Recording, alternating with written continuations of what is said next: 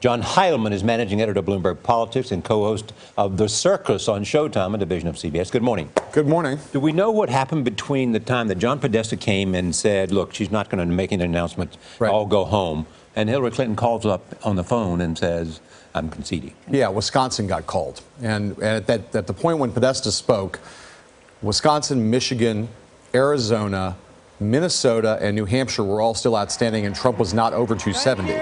So when Wisconsin got called, Trump went over 270, and in addition to going over 270, the Clinton campaign looked at those additional states, particularly Michigan. They realized, oh, we're not going to win Michigan. And at that point, you started to, the electoral votes started to stack up. Some of these states are still not called, but the assumption now is that Trump will be over 300 electoral votes.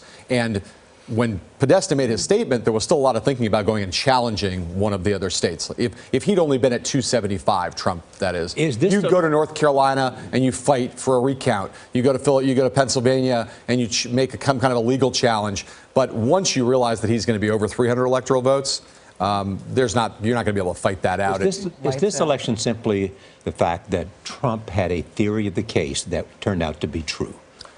Well, I think or that she was a bad candidate, or something else. Look, he got fewer votes than Mitt Romney got in 2012. Yeah. You know, and yet he won vastly more electoral votes, and he's going to be the next president of the United States. She wildly underperformed as a candidate, and you know there are a lot of questions about polling that got it all wrong, both the internal polling in the Clinton campaign and the public polls. But she did not turn out.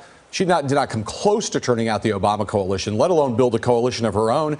And he caught the populist moment that Bernie Sanders had tapped into, that he tapped into. That Brexit tapped into. And that Brexit tapped into as well, yeah. Right. She couldn't even turn out the Obama coalition. Blacks, Latinos, and millennials. She didn't come out with the same number that Obama did. But what about suburban women, white college-educated women? The polls said this is the swing vote. They're going to break for Hillary Clinton. Right. Did they? No. I mean, look, she won white college-educated women, but there was consistent polling for months that said she was going to win that cohort by 30 points. She won it by about 10.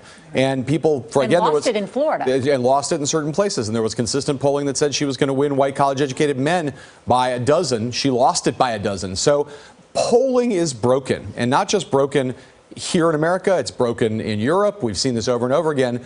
There's going to be a deep, profound autopsy that's going to happen over the next 6 months, because every political strategist I know is totally confounded by why these polls were all so off. And that is, of course, why a lot of us journalists, again, me included, you looked at all the polling and you said, well, she is clearly on track to win this election. But if the polling is messed up, and the strategists don't understand it, that's part of why journalists get misled and why we all came to the wrong conclusions about where this race was headed. Maybe returning to some shoe leather reporting and shoe leather politics. Well, they're not inconsistent. You should be able to do both. But look, politics is part art and part science. Science has been predominant and becoming more important in politics, but the science now is a little screwy. Thanks, Sean. Sure.